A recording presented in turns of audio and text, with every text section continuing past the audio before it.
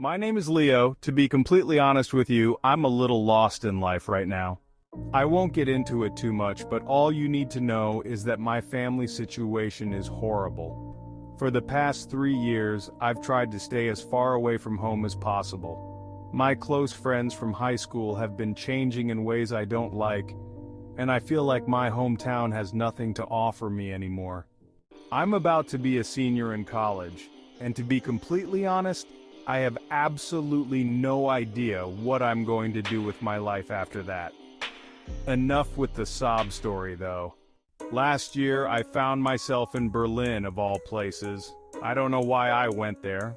Probably searching for a sense of place or trying to find a direction in life. I remember the name of the bar I was in, Ruya. I was there alone, which was nothing I wasn't used to. I had just finished my last drink and was getting ready to leave when I felt around my pocket and realized my apartment keys were missing. Just my luck. I stumbled out of the bar and began walking toward my apartment anyway. The whole place was locked up tight and it was way too late at night to get a replacement set. Not sure what most people would do in a situation like this, but my first thought was to start looking for a place to sleep. As if my luck wasn't bad enough, it started raining. Eventually, I decided to sleep under a nearby bridge. I didn't even know where I was, but I was out of the rain and safe, so I was happy enough for the moment. As I was drifting off, though, I began picking up on some faint voices coming from across the river. Curious, I sat back up and squinted into the darkness. That's when I saw them. 5 men standing on the opposite bank, clustered around a small boat that was tied off. They didn't seem to notice me. It took less than a minute for the sickening realization to hit me. I was witnessing a drug deal, and it was happening right in front of my eyes.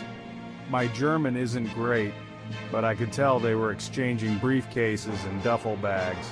Adrenaline shot through my veins. I thought about finding a new spot, but I didn't want to draw attention to myself by moving. I figured I'd just wait for this to be over, then slip away unnoticed. But then, all hell broke loose.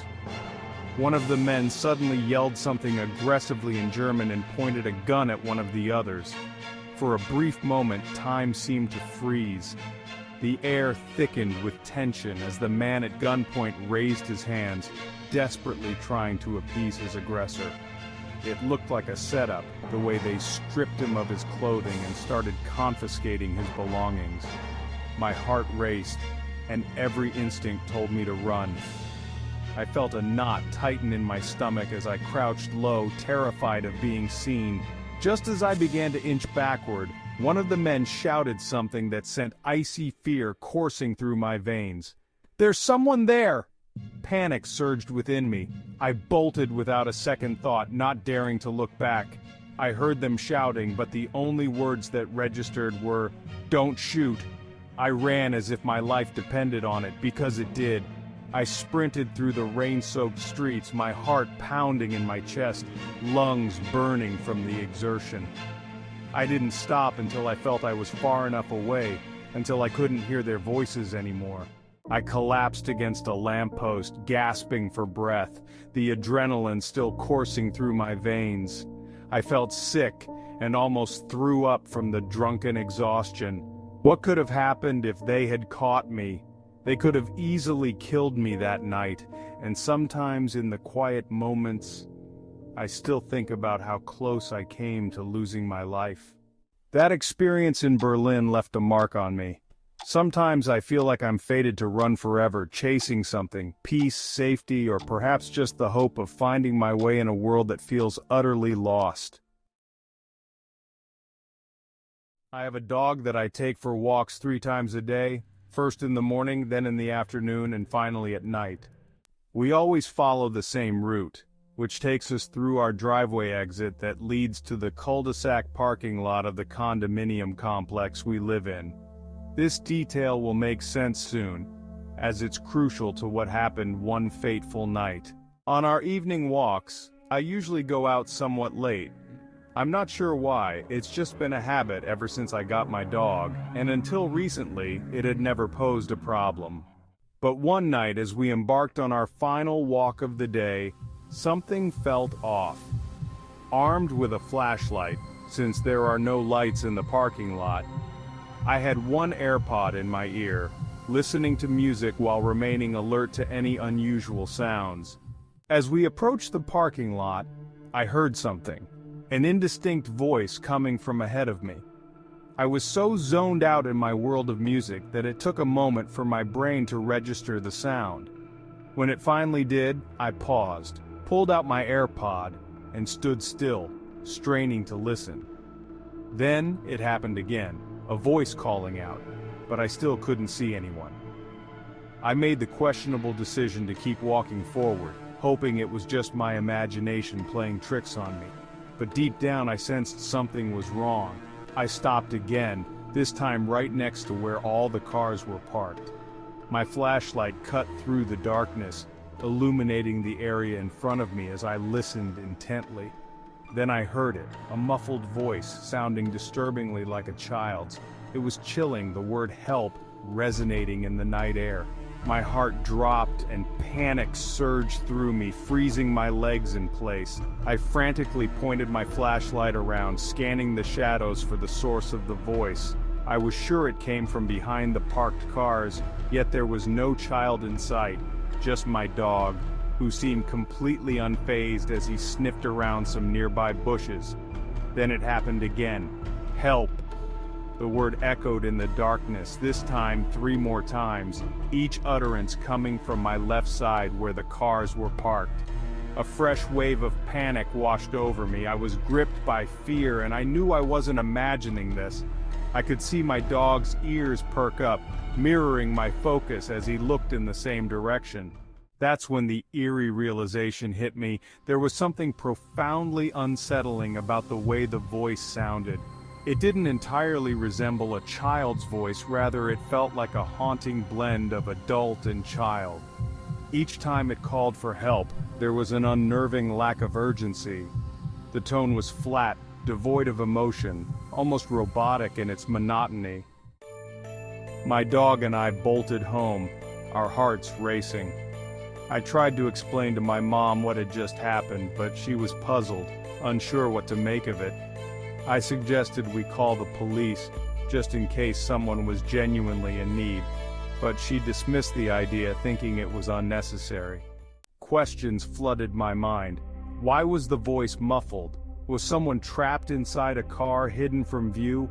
Or was there something darker lurking in the shadows, waiting for me to come closer? I didn't want to dwell on the possibilities, but whatever it was left me feeling deeply disturbed. The place where I had stopped to listen was etched in my memory, the exact spot where I heard that voice calling for help. In my mind's eye, I can still picture it, the dimly lit area by the parking lot, facing the cars that loomed like silent giants in the darkness. Some might assume the noise originated from the condo complex on the right side, but I knew better. The sound was distinctly coming from the direction of the cars. From my vantage point, there was nothing that suggested the noise could have come from anywhere else. At that moment, I remember the larger trucks and SUVs parked there, their bulk creating shadows that concealed whatever, or whoever, was hiding beneath them. I never figured out the source of that voice, nor did I ever walk those late-night paths again. The chilling uncertainty of what lay hidden in the dark haunted me, and even now, as I recall that night, a shiver runs down my spine. What was really waiting in the shadows?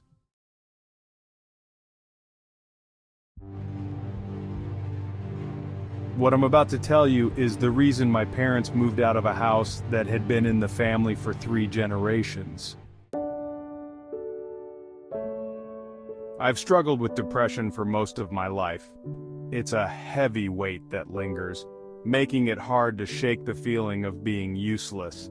Thankfully, I'm doing much better now, but when I was a kid, things were particularly bleak.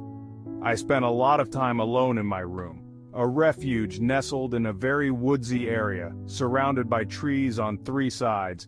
with a forest separating us from any neighbors. My room was quite spacious for a bedroom, located in the back corner of the house. The windows on two walls faced the dense woods beyond, casting an ominous shadow that felt especially daunting for a child my age. The dark woods outside were a constant reminder of my fears, and it didn't help that I was terrified of the dark. Things started happening when I was around 10, in 5th grade, the age where it was no longer socially acceptable to crawl into my parents' bed after a nightmare. But that didn't stop me from having vivid, terrifying dreams. One night, I fell asleep with my favorite nightlight glowing red, its warm hue bringing me comfort. But I woke up unexpectedly in the middle of the night, something that rarely happened to me. Disoriented, I barely had time to register that my nightlight was now a different color. I shrugged it off and fell back asleep, not thinking much of it at the time. Then, a week later, I woke up again, only to find my nightlight had switched to a different color once more. Confused, I asked my parents if they had messed with it. They exchanged glances and told me they had no idea what I was talking about. I explained my concern, and they simply brushed it off, saying it was just a glitch. I accepted that answer, at least for a while. But soon after, I woke up one morning to find my nightlight completely unplugged, just sitting on the floor, silent and ominous. When I mentioned it to my parents, they waved me off, telling me to focus on school instead. My dad even insisted I was too old for a nightlight. A few days later, my nightlight was missing altogether. It had seemingly vanished into thin air. Now, I knew my parents were lying to me. They probably thought I should have outgrown it by then and decided to take matters into their own hands. This incident led to a massive argument between us, both sides adamant that the other was hiding it. I couldn't believe my parents would lie to me about something so important. After that fight, life returned to a fragile normalcy for a week. But then, something even more disturbing began to occur. 3 nights in a row, I woke up suddenly, jolted from sleep without any idea of what was waking me. By the 4th night, desperation gripped me. I told my parents again, pleading for them to believe me. My dad merely brushed it off, saying I was just going through puberty and that it was all part of growing up. The next time I woke, I decided to stay awake, refusing to fall back asleep. That's when I heard it. Faint rustling noises emanating from my closet. Panic surged within me, but my parents didn't believe me. My dad even checked the closet himself, only to find nothing but old toys and posters. Those next 4 days became some of the most traumatizing nights of my life. Each time I woke up to the sound of rustling, feeling more tortured and exhausted than before. I begged my parents to take me seriously, but my dad grew increasingly frustrated. In a moment of anger, he dragged me to the closet, determined to prove there was nothing inside. He began tossing toys around, tearing through the clutter in a fit of rage. Then, it happened. As he pulled down one of my posters, he and my mother froze in horror. Behind it lay a massive hole in the wall, one I had never seen before. My mom screamed, her voice cutting through the silence, and my dad pulled out a flashlight to investigate. The hole was deep. It led into darkness that no light could penetrate. My dad hurried outside, inspecting the area around the house, and discovered a tiny hole in the dirt at the base of the wall. Digging further revealed something horrifying, a passageway that led directly from the woods into my room. Panic engulfed us. My mom and I fled that night to my aunt's house, and soon after, we moved out entirely. I stayed at my aunt's until my parents could find a new place. Even now, the thought of that experience chills me to the bone, and I try to avoid thinking about it. My parents refuse to talk about what happened, and I suspect it's because they feel some blame for not taking me seriously. The chilling reality is that there was a stranger in my room every night for over a month, and I have no idea what they wanted. I'll probably never know. If your kids come to you with something that sounds abnormal, believe them. They might be hiding something far more terrifying than you can imagine.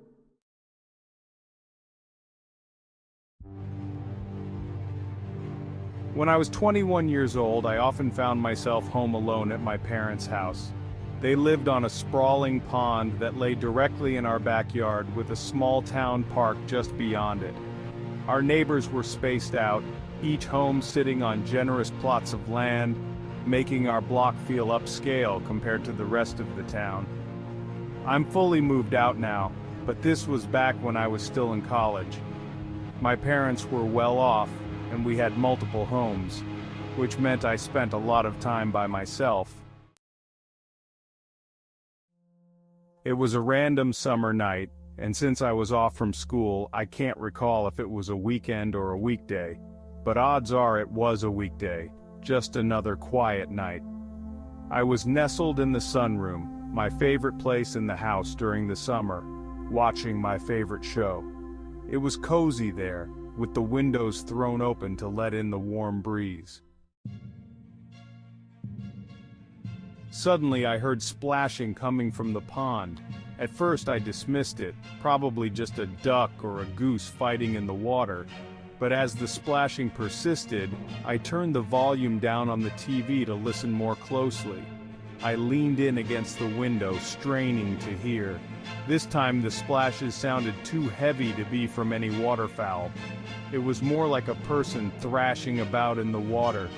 I opened the door to the sunroom and stepped outside onto the deck, peering into the darkness of the backyard. That's when I heard it, a low, eerie humming that accompanied the splashes. Someone was definitely swimming in the pond, and they were trespassing. Each house on the pond owned a specific section of water, and this person had no right to be there. I darted back inside to flick on the backyard lights, but as I did, the splashes and humming abruptly ceased. Whoever it was clearly saw me. My heart raced as I stood frozen, contemplating whether it could be a neighbor, even though it seemed bizarre for anyone to be swimming in the pond at night. I decided not to confront them. Instead, I turned off the lights, locked the door, and texted my brother, who was away at college.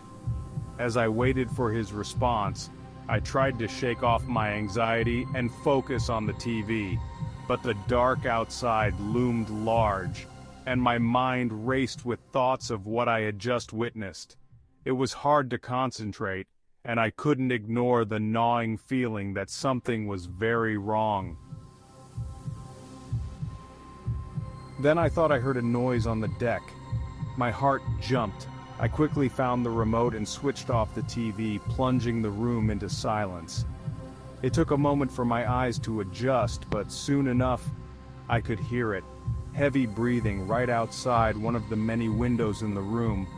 Panic surged through me, and I instinctively dropped flat onto the couch, trying to hide myself. After a brief, suffocating silence, a deep voice broke through the night. "I see you." My heart sank. In that terrifying moment, I didn't know whether to speak or remain silent. Clinging to a thread of hope, I blurted out, "Paul, is that you?" Paul was one of our neighbors, and I desperately wanted it to be him just messing with me. But the man outside didn't reply. I only heard his bare feet padding away into the darkness. I lay frozen on the couch, my mind racing. After what felt like an eternity, the thought struck me. I needed to check that all the doors were locked. I bolted off the couch and rushed to the front door. Locked. The side entrance was secure too.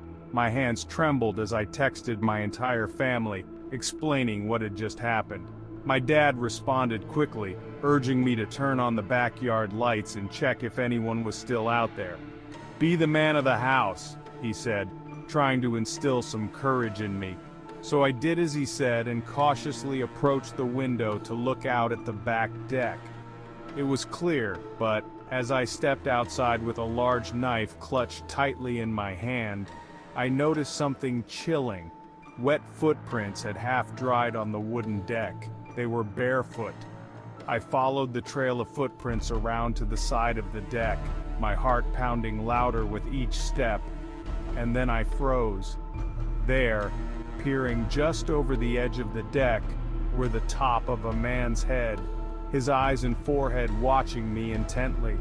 As our eyes met, a shiver ran down my spine, and he turned away, disappearing into the darkness.